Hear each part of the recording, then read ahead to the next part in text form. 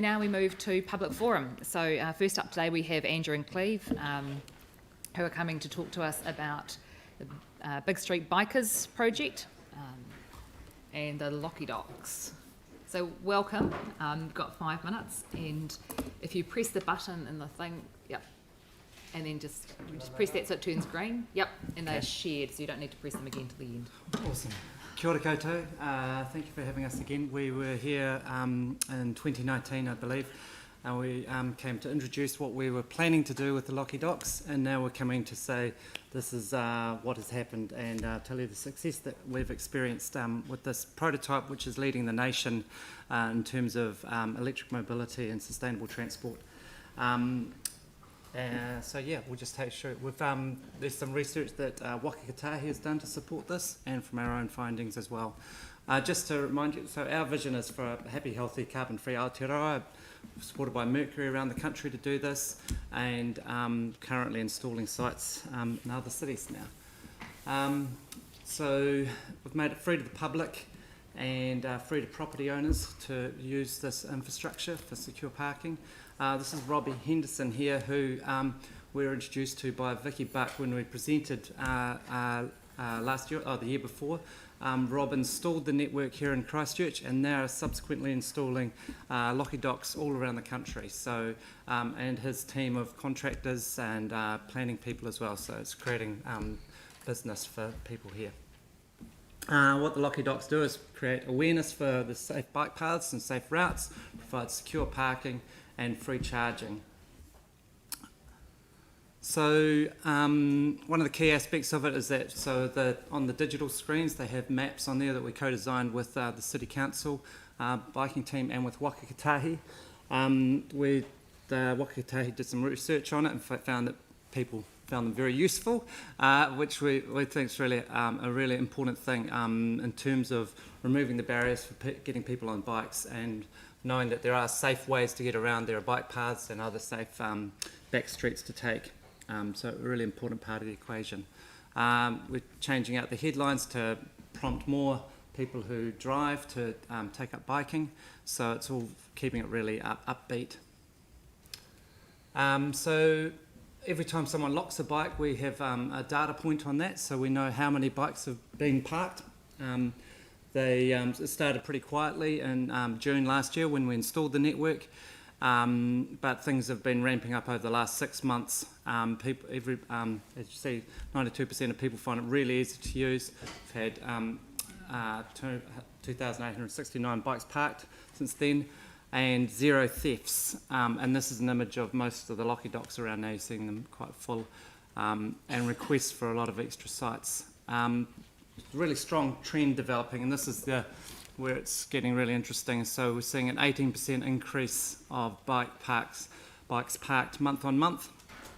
So on that trajectory, we're looking to install more Locky Docks as we reach capacity with the current Locky Docks. And then so you just see there for the month of March, that was 766 bikes parked. That's that many less cars on the road, so it's doing a very direct job in terms of reducing emissions, measurable job. So this is another interesting pattern that so here you see as the time of day that people are parking. So we see that these are actually commuters. So as an example, this is one Locky Dock on Tuam Street. So we see that these people are parking at 8 a.m. in the morning, so we know that they're coming in to park for the day for work. And so that's a really encouraging pattern. So that means it's less congestion, less emissions. So our impact formula from this is, so this is what we're beginning to model. So we can see, so on the left-hand side, it's all about increasing feeling of safety through knowing there's safe bike routes, through knowing your bike's not going to get stolen. It's easy and convenient to use, and there's because it's highly visible, it makes it look like it's a cool thing to do, to ride a bike. So the outcomes being reducing emissions, reducing congestion, and improving mental health, physical health, resilience in the community, helping retailers and so on. So the really, really measurable outcomes, and so we're starting to put numbers to all those outcomes now. And so that'll be our next report, which is more detailed. A big upshot, so as soon as it was after we announced launching it in Christchurch, we had literally property owners from Queenstown driving up to Christchurch and saying, can we get some down here? We had Napier City Council have written their own licence to occupy agreement for us to put Locky Docks into Napier, Palmerston North, New Plymouth, Taupō, Taronga, Hamilton, Auckland. We're currently installing in Auckland, Wellington at the moment. So there's been amazing demand all off the back of the initiative in Christchurch. So it started here first, I want you to all know that. And so as a consequence, so the government is hugely supportive of this. So you see Minister of Energy, Megan Woods, there, and Minister of Transport, Michael Wood. When we announced our rollout plans nationwide in Wellington last year, both of them came out on the night to speak, and even Whakaāe has offered us a site on Weller Street in Wellington as a model for more sites, publicly owned sites across the country. Here's a list of all the people who are in places where they want to have more Locky Docks in Christchurch. So there's more and more. So just as a reminder, so it's a self-funded public infrastructure model, so it's free to the public and to the property owner, and it's made possible through content partners and sponsors. And so this is where it's community engagement comes, the likes from the council, from Christchurch NZ, from other local businesses and brands like Mercury that help make this happen. I'm getting all the signals to say, hurrah, thank you very much. So this is the end. Thank you so much. Which is the and beginning. Unfortunately, your time is up. That was the launch day last June. And I know that the bakery in Rangiora is getting rave reviews for having the Locky Docks out there. I don't know when they went in, but yeah. Yeah, just about a month ago. Right, I'm getting good reviews online, which is good. Yeah. So thank you very much for coming in and giving us an update on those. Really good to see, and I'm sure we'll see more of them around. Thank you. Absolutely. Cheers. Thanks. Right, and now we have Professor Chris Kisling and Mr. Trevor Lord from the McLean's Mansion Charitable Trust.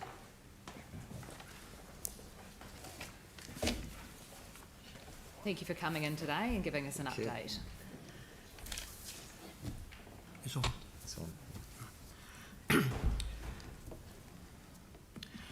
Good morning, and thank you for this opportunity to talk to you about McLean's Mansion and what progress we've been making there. And in 5 minutes, that's a pretty short time, we'll gallop. Our update to you today really is to convey our pride as trustees in how we're managing to effect considerable progress on the mansion within budget, which remains valid, and on schedule despite COVID-19 delays and things like that. And your heritage unit has commended and improved the approach that we have taken in spending that very significant landmark heritage grant that came through this council. Without a doubt, I think if that grant had not been made, the mansion would not have survived. So we're very grateful. So we're here today ready to account to you on that progress. Thank you, Chris. And commencing the update, I just wanted to begin by showing you the photograph at the top, and I think that says an awful lot about this impressive, massive building of real big stature internationally that we're dealing with on the city's behalf. By way of a perspective to open, and it's very important this, we're going to look at the heritage and cultural value of the mansion because this really underpins why we're bothering and why this is worth so much. It's one of the world's largest Victorian timber mansions. It was built in a Jacobean style in the manner of a major English country house, and in fact one built for the Rothschild family. It was fitted out accordingly to a palace standard, very rare in Christchurch, and sparing no expense. Interestingly, it was the vision of Mr. Alan McLean, a very successful Canterbury run holder, and the important part here is that the house and fortune were actually destined for the care of women in need, not just a house. It was very much this vision. It was a major statement and remains so even now for women's welfare internationally. The McLean Institute, which he formed, is arguably New Zealand's first true social welfare model, conceived in about 1898, and it's still operating, and they're very keen to return to the mansion. Some excitement there. It's internationally unique, and the main thing is it's right here in the Christchurch CBD.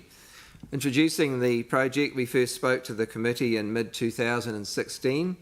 We outlined then our vision and purpose, which was to restore and preserve the mansion. It was as a multifaceted attraction for the city and community, with paid entry at the time. We're going to look at education and art, music, Canterbury history, etc., and even include an art gallery. A grant of $1.934 million was duly awarded in December 2016, and this came from the Central City Landmark Heritage Grant Fund, and we believe with gratitude it was and remains the largest heritage grant ever awarded by the city. So the mansion was purchased, or the agreement to purchase was a little bit later in August 2018, and in January 2019 the heritage covenant aspect of that purchase was resolved with the mortgagor and work started. Over to Chris. Continuing into looking at progress at this slide gives you some idea of what's been going on. To restore this building required the foundations to be remediated. That has been done with some quite clever engineering. It's done. The building is now level, and the internal strengthening can continue. And the net result of all that is that this building will well exceed the national code, national building standards. On the slide that you've got in front of you, it gives you some of that sort of detail. And we've only got 1 minute left, apparently, so we'll push on. Updating the intended purpose, we're an educational charitable trust which gives us wide scope. The business plan has transitioned to a commercial tenancy model, which allows now free public access, simpler and more sustainable model for the trust to administer, and it provides a means to continue the building preservation from income. The present model still holds as fundamental principles things like education and activities in arts, music, heritage and cultural significance of the mansion, as a vibrant and vital community asset when few such options still exist in the CBD, and as an internationally iconic presence for tenants.